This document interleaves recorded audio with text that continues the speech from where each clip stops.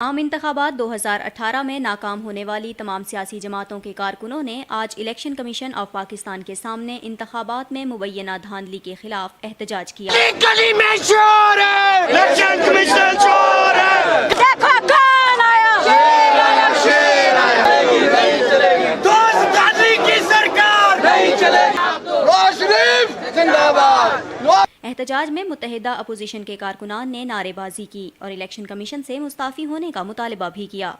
اتنی دیدہ دلیری سے الیکشن کے اندر بھی، گنتی کے اندر بھی دھاندلی ہوئی اور اتنی دیدہ دلیری سے اب ان کو وزیر اعظم بنانے کے لیے جو ممبران ہیں ان کو اکٹھا کیا جا رہا ہے۔ ان کا کہنا تھا کہ متحدہ اپوزیشن انتخابات کے نتائج کو تسلیم نہیں کرتی کیونکہ یہ نتائج دھاندلی پر مبنی اور سلیکشن کے ذریعے تیار کیے گئے ہیں۔ کیمرہ مین محمد قاسم کے ساتھ نازیہ کمل، ہم سب ٹی وی، اسلام آباد۔ Subscribe to Humsab TV and hit the notification icon on the screen to get the latest updates of our channel. Thank you for watching Humsab TV.